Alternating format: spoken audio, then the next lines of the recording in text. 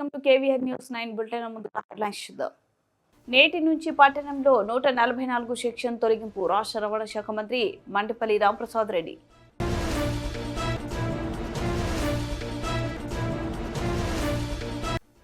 MLA Jagadish Reddy suspension కుట్రపూరితం. మాజీ మంత్రి కేటీఆర్.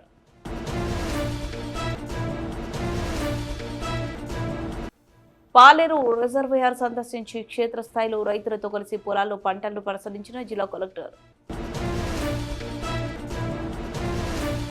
కరెన్సీ నోట్లపై అంబేద్కర్ ఫోటో ముద్రించాలని డిమాండ్.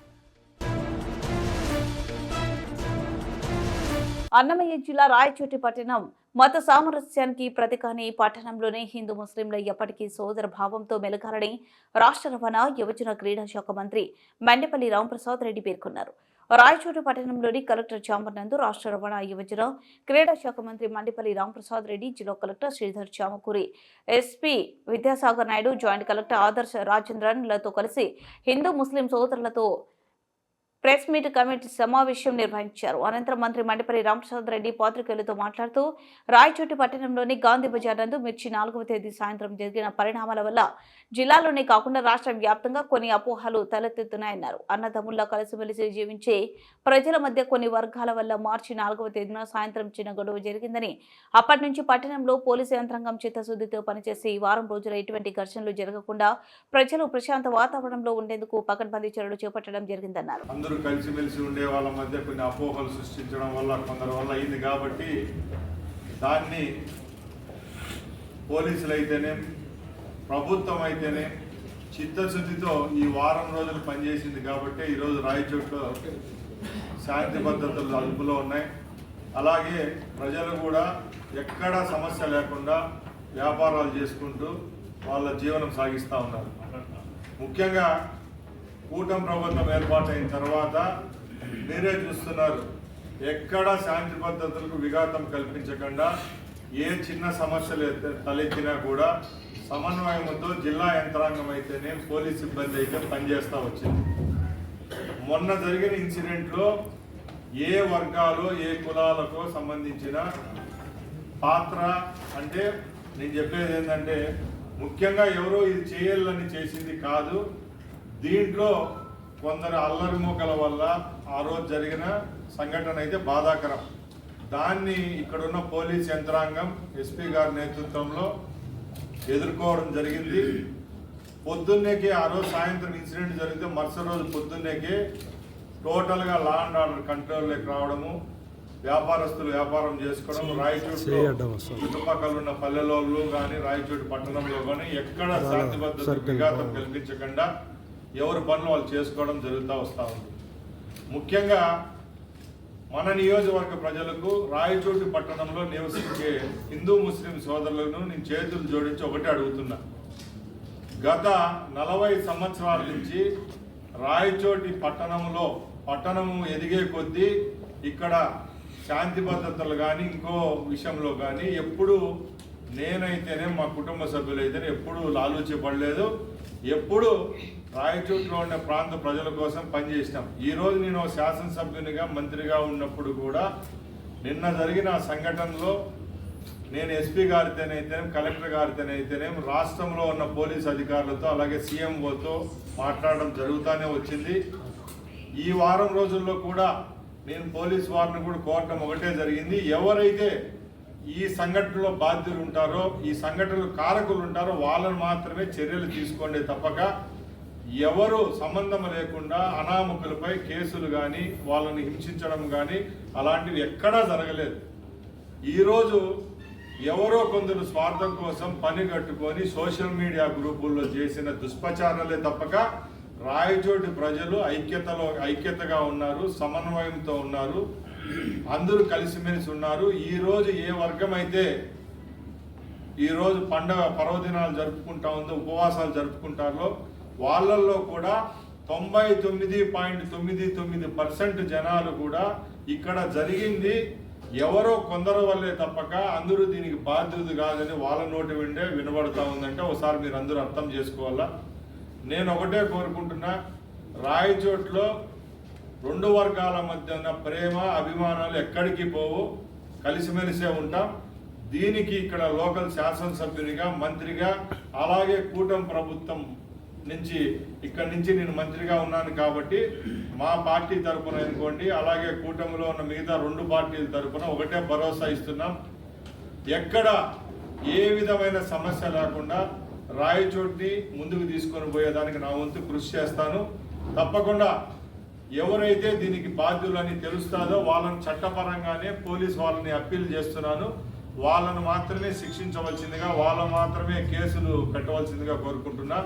అలాగే చాలా మంది సోదరులు గత 2-3 రోజుల నుంచి అడగడం జరిగింది. 144 సెక్షన్లో ఇప్పుడు రాయచోటు ఉంది కాబట్టి పండగ వాతావరణం కొంచెం ఏమన్నా విఘాతం కలుగుతుందేమో అని అడిగారు. నేను కలెక్టర్ గారిని, ఎస్పీ గారిని కూడా నేను ఒక శాసనసభ్యుడిగా అప్పీల్ చేస్తున్నా. ఇక్కడ ఏ విధమైన సమస్య రాదు. 2 గ్రూపుల వాళ్ళతో ఇప్పుడు కలెక్టర్ గారి నేతృత్వంలో ఇప్పుడు సమన్వయ పీస్ కమిటీ మీటింగ్ కూడా పెట్టుకోవడం జరిగింది కాబట్టి ఈ రోజు నుంచి కూడా 144 సెక్షన్ కూడా తొలగించమని అడుగుతున్నాను. రాష్ట్ర శాసనసభలో ప్రజాస్వామ్య నిలవలకు పాతరేస్తూ నిరాధార ఆరోపణలతో తమ పార్టీ శాసనసభ్యుడు జగదీష్ రెడ్డిని సస్పెండ్ చేయడం దారుణమని బారసు కార్యనిర్వాహక అధ్యక్షుడు కేటీఆర్ ధ్వజమెత్తారు. అనని మాటల్ని అన్నట్టుగా సృష్టించి జగదీష్ రెడ్డిని ప్రభుత్వం సభ నుంచి సస్పెండ్ చేయించిందన్నారు. బడ్జెట్ సమావేశాల్లో బారసు ఉంటే కాంట్రాక్టులు, కమిషన్లు ఢిల్లీకి పంపుతున్న మూటలు అంశాలు చర్చకు వస్తాయన్న భయంతోనే తమ గొంతు నొక్కే ప్రయత్నం చేస్తున్నారని మండిపడ్డారు.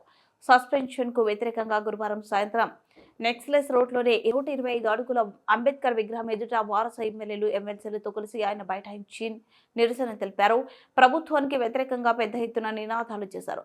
వారిని పోలీసులు తెలంగాణ భవన్ కు తరలించారు. అంతకుముందు కేటీఆర్ మాట్లాడుతూ అసెంబ్లీ సమావేశాలు తొలి రోజు గవర్నర్ చేసిన ప్రసంగంలోని అసత్యాలు, అర్ధ సత్యాలను ఎత్తి చూపుతున్న జగదీష్ రెడ్డిని కుట్రపూరితంగానే ప్రభుత్వం సస్పెండ్ చేయించిందన్నారు. ముఖ్యమంత్రి నుంచి మొదలు పెడితే మరి మంత్రుల దాకా అందరూ ఒకటే మాట, ప్రజాపాలన, ఇందిరమ్మ ప్రభుత్వం అని చెప్తారు. కానీ నిన్న గవర్నర్ గారు ఉభయ సభల్ని ఉద్దేశించి చేసిన ప్రసంగం మీద, అందులోని డొల్లతనం మీద, అందులో చెప్పిన పసలేని విషయాల మీద, అందులో చెప్పిన పచ్చి అబద్ధాల మీద ఈరోజు మా పార్టీ తరపున శాసనసభలో గౌరవనీయులు మాజీ మంత్రివర్యులు సూర్యాపేట శాసనసభ్యులు పెద్దలు జగదీశ్వర్ రెడ్డి గారు మాట్లాడడం మొదలుపెట్టి కేవలం 10 నిమిషాలు కూడా కాకముందే 6 నిమిషాల లోపలనే ఈరోజు ఉద్దేశపూర్వకంగా అటు మంత్రులు, ఇటు కాంగ్రెస్ పార్టీకి సంబంధించిన శాసనసభ్యులు రన్నింగ్ కామెంటరీ చేస్తూ, ఆయన ప్రసంగానికి అంతరాయం కలిగిస్తూ, ఇష్టం వచ్చిన కామెంట్స్ చేస్తూ ఉంటే జగదీశ్వర్ రెడ్డి గారు ఏమాత్రం సంయమనం కోల్పోకుండా చాలా చక్కగా రాష్ట్రంలో ఎండిపోతున్న పంటలు, రాష్ట్రంలో అధోగతి పాలైన వ్యవసాయం, రైతుల కష్టాలు, జరగని రుణమాఫీ, పడని రైతు బంధు, ఇవన్నీ ఎండగడుతూ తన పద్ధతుల్లో చాలా స్పష్టంగా ప్రభుత్వానికి ఇవాళ ఒక హెచ్చరికలాగా రాష్ట్ర ప్రజల తరపున చేస్తుంటే, అమలు కాని 6 గ్యారంటీలు, ఇచ్చిన 420 హామీల వాగ్దాన భంగం, వీటన్నిటి మీద విమర్శలతో ఇవాళ దాడి చేస్తుంటే తట్టుకోలేని ప్రభుత్వం ఈరోజు నీతిబాహ్యంగా, నిస్సిగ్గుగా ఇవాళ కేవలం అబద్ధాల మీద ఆధారపడే ఈరోజు మా గౌరవ సభ్యులు జగదీశ్వర్ రెడ్డి గారిని అనని మాటను అన్నట్టుగా చిత్రీకరించి ఇవాళ సస్పెండ్ చేసే ప్రయత్నం చేసింది. ఇవాళ 2 ముఖ్యమైన విషయాలు ఇక్కడ మేము చెప్పాల్సింది.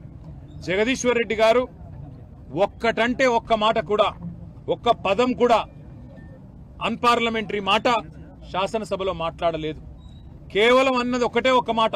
ఏమన్నారు ఆయన? స్పీకర్ గారు, మీరు మాకందరికీ తండ్రి లాంటి వారు, మీరు మా అందరి తరపున అక్కడ ఉన్నారు, మా అందరి హక్కులు మీరే కాపాడాలి అని ఆక్రోశం వ్యక్తం చేశారు.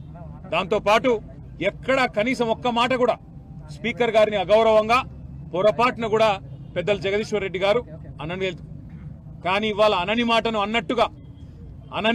అన్నట్టుగా ఇవాళ జరగని తప్పునేదో తరిగినట్టుగా చిత్రీకరించి ఇవాళ మా గౌరవ సభ్యులు జగదీశ్వర్ రెడ్డి గారిని ఏదైతే ఈ సమావేశాలు ముగిసేంత వరకు సస్పెండ్ చేస్తున్నామని చెప్పి ఏకపక్షంగా నియంతృత్వ పోకడలతో ఈ రాష్ట్ర ప్రభుత్వం 5 గంటలు సభను వాయిదా వేసి ఢిల్లీలో ఉండే రేవంత్ రెడ్డి గారి ఆదేశం మేరకు గొంతు నొక్కి మా కనీసం ఉరిశిక్ష వేసే ముందు కూడా ఆ ఉరిశిక్ష ఎవరికైతే విధిస్తారో వారికి తమ వాదన చెప్పుకునే అవకాశం ఇస్తారు. కానీ జగదీశ్వర్ రెడ్డి గారి కనీసం తాను చేసిన తప్పేంది, నేను ఏం మాట్లాడినా తప్పు మాట అని కనీసం వివరణ అడగడానికి గాని, అవసరమైతే మా నాయకుడు, మా పెద్దలు, ప్రతిపక్ష నాయకులు, తెలంగాణ సాధించిన పెద్దలు గౌరవనీయులు కేసీఆర్ గారు మాకు స్పష్టంగా ఆదేశం ఇచ్చినారు. స్పీకర్ గారు పెద్దవారు, ఒకవేళ ఆయన బాధపడి ఉంటే ఏం పర్వాలేదు, మీరు విచారం వ్యక్తం చేయండి, తదనంతరం సభను సజావుగా జరిగేటట్టు సహకరించండి అని చెప్పి మాకు ఆదేశం ఇచ్చినారు. ఆ మాట మేమందరం కూడా, శాసనసభ్యులందరం కూడా పోయి స్పీకర్ గారికి, శాసనసభ వ్యవహారాల మంత్రి శ్రీధర్ బాబు గారికి కూడా స్పష్టంగా చెప్పొచ్చినాం. సార్ మాకు మైక్ ఇవ్వండి, మేము నిజంగానే ఏదైనా పొల్లు మాట మాట్లాడింటే అవసరమైతే టీవీ పెట్టి శాసనసభలో చూపెట్టండి, సభ్యులందరికీ అన్ని పార్టీల అభిప్రాయాలు తీసుకోండి. ఇట్లాంటి ప్రతిష్టంభన ఏర్పడ్డప్పుడు మూడ్ ఆఫ్ ద హౌస్ తీసుకుంటారు, అన్ని పార్టీల అభిప్రాయాలు తీసుకుంటారు. అవసరమైతే స్పీకర్ గారి ఛాంబర్ లో ఒక సమావేశం పెట్టి ఈ ప్రతిష్టంభన తొలగించడానికి ప్రయత్నం చేస్తారు. ఒకవేళ ఏదైనా మాట దొర్లింది అని మీరు భావిస్తే మా సభ్యులు హుందాగా ముందుకొచ్చి విచారం వ్యక్తం చేయడానికి కూడా సిద్ధంగా ఉన్నాము. మా నాయకుడు చెప్పారు, మేము అనలేదు, తప్పు మాట అనలేదు, ఒక్క మాట కూడా పొల్లు మాట మాట్లాడలేదు. అయినా సరే స్పీకర్ గారి మీద ఉండే గౌరవంతో, ఆ పదవి మీద, ఆ రాజ్యాంగబద్ధమైన వ్యవస్థ మీద ఉండే గౌరవంతో మేము అవసరమైతే విచారం వ్యక్తం చేసి సభ సజావుగా జరగడానికి సహకరిస్తామని చెప్పి హుందాగా మేము పోయి స్పీకర్ గారికి, శాసనసభ వ్యవహారాల మంత్రి గారికి చెప్పినాం. కానీ ఇవాళ చేయని తప్పుకు ఈరోజు మొత్తం సెషన్ అంతా కూడా సస్పెండ్ చేస్తున్నామని చెప్పి ఏకపక్షంగా, అక్కడ మా పెద్దలు హరీష్ రావు గారు రిపీటెడ్గా అడుగుతానే ఉన్నారు, మా పార్టీ తరఫున మా వాదన చెప్పనివ్వండి, మేము చెప్పాలనుకున్నది వినండి అని చెప్తే కూడా వినిపించుకోకుండా కేవలం కాంగ్రెస్ పార్టీ శాసనసభ్యులు ఒక 4-5 మాట్లాడించి, ఒక 3-4 మంత్రులతో మాట్లాడించి, ఇక అది మాత్రమే మూడ్ ఆఫ్ ద హౌస్ అన్నట్టు, వాళ్ళు చెప్పిందే వేదం అన్నట్టు, వాళ్ళు చెప్పిందే సత్యం అన్నట్టు ఇవాళ ఏకపక్షంగా బుల్డోజింగ్ ధోరణితో, నియంతృత్వ పోకడలతో ఈ రాష్ట్ర ప్రభుత్వం, శాసనసభ వ్యవహారాల మంత్రి శ్రీధర్ బాబు గాని, ముఖ్యమంత్రి రేవంత్ రెడ్డి గాని ఏకపక్షమైన నిర్ణయం తీసుకొని ఇవాళ మా సభ్యుడు గొంతు నొక్కడం జరిగింది. అందుకే ఇవాళ రాజ్యాంగాన్ని రచించిన భారతరత్న డాక్టర్ బాబాసాహెబ్ అంబేద్కర్ గారికి ఈ రాష్ట్రంలో జరుగుతున్న రాజ్యాంగ హక్కుల హననం గురించి, ఈ రాష్ట్రంలో జరుగుతున్న అప్రజాస్వామికమైన పోకడల గురించి మరి నిరసన చెప్పడానికే ఇక్కడ వచ్చి కూర్చున్నాం. మరి ఇక్కడికి వచ్చి చూస్తే పరిస్థితి ఏందండి? ఇక్కడికి వచ్చి చూస్తే ఆ మహానుభావుడు, ప్రపంచంలోనే అతిపెద్దదైన 125 అడుగుల డాక్టర్ బాబాసాహెబ్ విగ్రహం ఏదైతే కేసీఆర్ గారి ప్రభుత్వం ఏర్పాటు చేసిందో, కనీసం ఆ విగ్రహానికి కూడా అక్కడ పోయి కూర్చునే దానికి అవకాశం లేకుండా ఇక్కడ గేట్లు మూతలు పెట్టి ఆ మహానుభావుని కూడా సంఖ్యలతో బంధించిన ఒక నీచమైన ప్రభుత్వం కాంగ్రెస్ ప్రభుత్వం అని చెప్పుకోక తప్పదు. పేరు గొప్ప, ఊరు దిబ్బ అన్నట్టు, పేరుకేమో ప్రజాపాలన, చేసేవేమో అన్ని అప్రజాస్వామిక పనులు అన్నట్టుగా ఇవాళ ఏకపక్షంగా పెద్దలు జగదీశ్వర్ రెడ్డి గారి గొంతు నొక్కడం అంటే ఇది జగదీశ్వర్ రెడ్డి గొంతు నొక్కడం కాదు, ఆయన ఒక్కడికి జరిగిన అవమానం కాదు.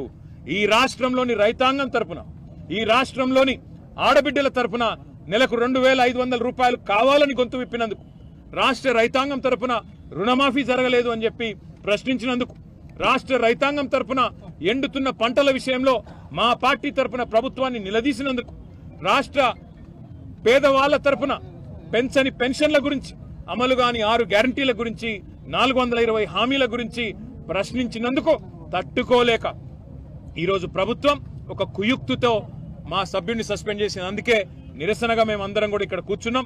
ఇవాళ వాళ్ళు అనుకుంటా ఉన్నారు కేవలం చివరి ఆయకట్టు వరకు సాగునీరు అందే విధంగా ముందస్తు ప్రణాళికలు రూపొందించుకుని గ్రామ స్థాయి నుండి జిల్లా స్థాయి అధికారులు కలిసికట్టుగా రైతులు పంటలను కాపాడేందుకు పరీక్షాలని జిల్లా కలెక్టర్ ముజమిల్ ఖాన్ అన్నారు. పాలేరు నియోజకవర్గంలో పర్యటించారు. ముందుగా పాలేరు రిజర్వాయర్ను అధికారులతో కలిసి సందర్శించి ప్రాజెక్టు నీటి నిల్వ సామర్థ్యం, water inflow levels, Sagar canal ద్వారా ఆయకట్టుకు వదులుతున్న జలాలు అవుట్ఫ్లోను పరిశీలించారు. జిల్లాలో నీటి సరఫరా ఇబ్బందులు ఉంటే తన దృష్టికి తీసుకుని రావాలని, క్షేత్రస్థాయిలో ఎక్కడైనా నీటి కోసం సమస్యలు ఉంటే పైప్ లైన్ ప్రాంతాలలో షట్టర్లు ఓపెన్ చేయడం వంటి పరిస్థితి ఉంటే వెంటనే పోలీస్ శాఖను అప్రమత్తం చేయాలని అధికారులకు సూచించారు. అనంతరం కలెక్టర్ తల్లంపాడు గ్రామంలో రైతులతో కలిసి పొలాల్లో పంటలను క్షేత్రస్థాయిలో పరిశీలించారు.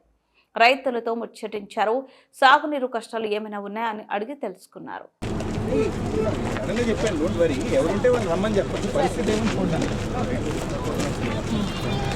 ఫైన్ వెరైటీసే వేస్తారు సార్, ఎందుకంటే కొంత బోనస్ ఉందని. అయితే ఎక్కువ యాసంగి మనకి 1010 ఎక్కువ వేస్తారు sir. 80% fine varieties fine variety Yes, sir. Bonus ఎంత అందింది మీకు? దాన్ని కట్టారు.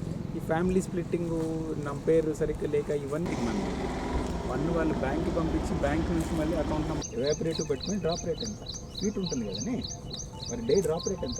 0.25 0.25 పర్ డే. ఇరిగేషన్ అంతా పెట్టుకుంటే మీ డ్రాప్ రేట్ ఒకటి నాకు ఒక ఫిగర్ వస్తే నా ఫోన్లో ఎంత తగ్గు బెస్ట్ ఉన్న వాళ్ళకి ఫస్ట్ డ్రైవ్ చేయడానికి మీరు కోఆర్డినేషన్ చేయాలి, నెక్స్ట్ క్రాప్స్ చేస్తే డ్రైవింగ్ వచ్చి ఆ ప్లానింగ్ చేసుకుంటే చేసినప్పుడు మీరు సమన్వయం చేసుకోవాలి. ఎంత వస్తుంది ఎప్పుడు వస్తుందని కనుక్కొని రైతులకు చెప్తే మనకు ఆవేశం రాదు, ఇంకేం ఇష్యూలు ఉండవు. ఓకే, లేకపోతే మనం డ్రైవ్ చేయడానికి ఏమైనా చేయాలి, లేకపోతే అసలు ఈ సీజన్లోనే చెప్పేసి నీకు నెక్స్ట్ టైం రాదని చెప్పాలి. ప్లానింగ్ ఆ లెవెల్ చేసుకుంటే దిగేది వాళ్ళే. మేము 10 మంది రైతులు వస్తారు కానీ మీరు 1,00,000 మంది రైతులకి ఇచ్చినా 10 మంది రైతులు వచ్చి ఎగ్జాక్ట్ మీ ఇంట్లో అవుట్లోని సిఈ గారి పైన కూడా స్టార్ట్ అయింది. అది ఇది ఒక్కటి మన చేతిలోనే ఉంటుంది. ఇంకేంటి ఇష్యూలు ఏంటి? ప్రాబ్లం అంటే మన గేట్ ఏదో ప్రాబ్లం ఉంది, కొంచెం తగ్గింది సార్. ఏ గేట్? అక్కడ మన నల్గొండ డిస్ట్రిక్ట్లో ఒక గేట్ ఏదో దిగట్లేదు. ఏ లెంత్ ఏ కరెక్ట్గా ఐడియా లేదు కానీ ఒక గేట్ ప్రాబ్లం ఉందని తగ్గించి పెట్టండి మాట్లాడతాను సార్. అంటే ఇప్పుడు ప్రాబ్లం లేదు సార్, ఇప్పుడు మన వెంచర్ వస్తున్నాయి సార్. మనకి మునగాల దగ్గర మన దగ్గర కాదు, మన ఇంకొక ఓఎన్ఎం దగ్గర మీకు బీబీసీనో ఎంబీసీ దగ్గర మీకు ఒక గేట్ ఇష్యూ అయి ఉండే లంకసాగర్ దగ్గర మీకు చెప్పడానికి. ఆ గేట్ కూడా ఓఎన్ఎంలో ఉండింది. ఓఎన్ఎం ప్లాన్ అంతా చూసి సెటప్ చేసుకో. మా దగ్గర నాన్ ఫంక్షనింగ్ ఏమైనా ఉన్నాయా? మేజర్ ఇష్యూస్ ఏమైనా? అంటే కొంచెం క్రాస్ రెగ్యులేటర్స్ అన్నీ కూడా బాగా ఇబ్బందిగా ఉన్నాయి. నీటి కూడా ఎస్టిమేట్ నాన్ ఫంక్షనల్ ఉన్నాయా? ఫంక్షనింగ్ అంటే సార్ మేజర్ ఫంక్షనల్ లేనివి మీ డిపార్ట్మెంట్ వెయిట్ చేయలేనివి ఏమైనా స్టక్అప్ అయ్యాయి, స్లో ఉన్నాయి, ఇవి ఉన్నాయంటే అవి ఒకటి నన్ను అడగండి. అట్లేం లేదు సార్. రెగ్యులర్ అన్నీ మీద నడుస్తుంది. పెద్ద ఫండ్స్ అవి. నా దగ్గర ఉన్న ఫండ్స్తో టెంపరీ మ్యాల్ ఫంక్షన్ ఉంది, ఆ ఒక్కటి ఓపెన్ అవ్వట్లేదు, లేకపోతే రైతులు ఏమైనా చేస్తుంటే నాకు చెప్పండి. అంతవరకు రిపోర్ట్ ఉంటే గ్యారంటీ రెయిన్ఫాల్ వస్తే మీరు సేఫ్ అయిపోతారు. అప్పుడు మనం వేసిన తర్వాత వాటర్ అందించలేకపోయాం, మనకు తెలియదు పరిస్థితి. పైన ఏం జరుగుతుంది మీకు తెలుసు, వేరే రాష్ట్రాలతో ఇవన్నీ ఇన్ఫ్లోస్ ఉండే గ్యారంటీ లేనప్పుడు ఆ 10 డేస్లో మనం నీళ్ళు ఇవ్వకపోతే అప్పుడు ఆందోళన. ఆరిపోయిన తర్వాత మనం ఏం చేయలేము. ఆ ప్లానింగ్ మీరు ఇద్దరు కలిసి చేయాలి. When they tell you the irrigation schedule, మన ప్లానింగ్ వాళ్ళతో కూడా మీకు ఇన్ఫర్మేషన్ ఎంత ఉందో అంత అందించడానికి ట్రై చేస్తాం. ఫోర్కాస్ట్ కూర్చొని చేస్తే క్రాపింగ్ షెడ్యూల్ని, నాటేసే షెడ్యూల్ని మీరు ఫిగర్ చేసి టెలికాన్ఫరెన్స్ పెట్టుకొని చెప్తాను. అందుకే డిపార్ట్మెంట్స్ మధ్యలో గోడలు వద్దని చెప్పేది. Whatever they are doing you know, whatever your farmers are doing let them know. ఇద్దరు కలిసి పని చేస్తేనే మీకు నడుస్తుంది అది. Okay right. నాకు చెప్పాల్సింది ఏమైనా ఉన్నాయా? Any other issue? ఇక్కడ చూసుకొని వద్దామా? ఇక్కడ మీకు స్ట్రెస్ ఏరియాస్ ఏమైనా ఉన్నాయా? వాళ్ళు ఎత్తులో ఉన్నారు, బోర్ లేని వాళ్ళు 3-4 పొలాలు ఉండే కదా, అది ఊరికి తీసుకెళ్ళారు.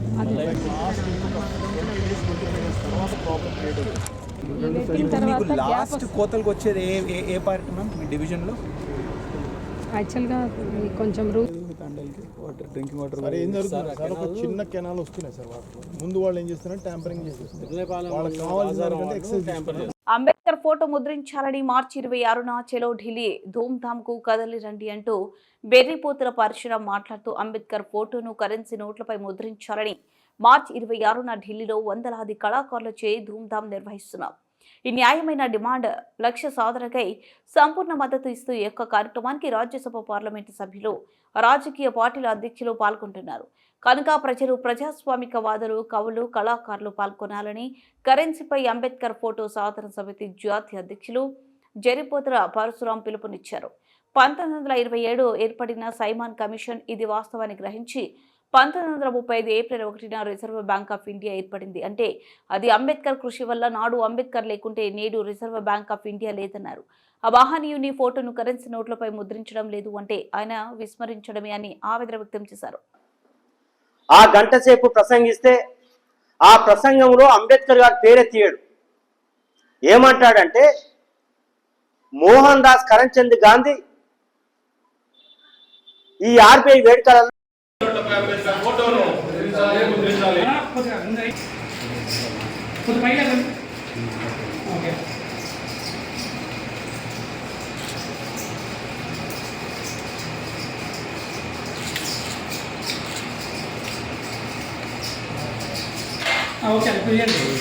ముద్రించాలి కరెన్సీ నోట్లపై అంబేద్కర్ ఫోటోను. ముద్రించాలి కరెన్సీ నోట్లపై అంబేద్కర్ ఫోటోను. ముద్రించాలి కరెన్సీ నోట్లపై అంబేద్కర్ ఫోటోను. వర్ధిల్లాలి భారత రాజ్యాంగం. వర్ధిల్లాలి భారత రాజ్యాంగం. వర్ధిల్లాలి భారత రాజ్యాంగం.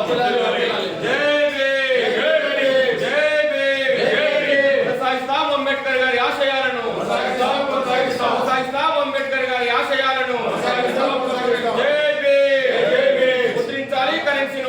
అంబేద్కర్ ఫోటోను ముద్రించాలి, కరెన్సీ నోట్లపై అంబేద్కర్ ఫోటోను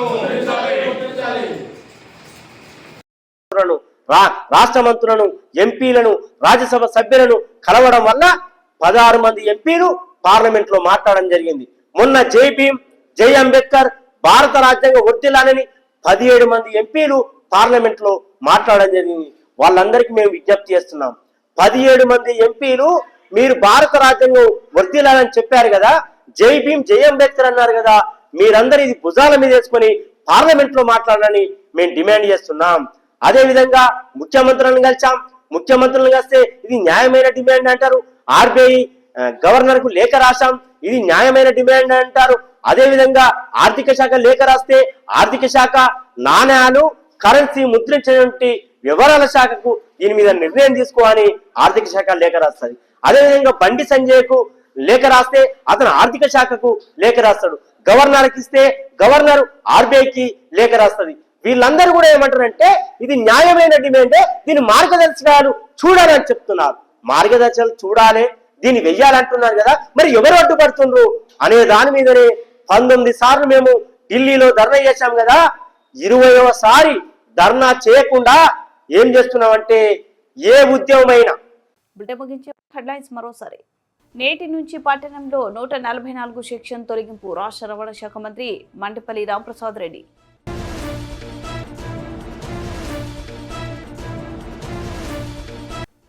ఎమ్మెల్యే జగదీష్ రెడ్డి సస్పెన్షన్ కుట్రపూరితం. మాజీ మంత్రి కేటీఆర్.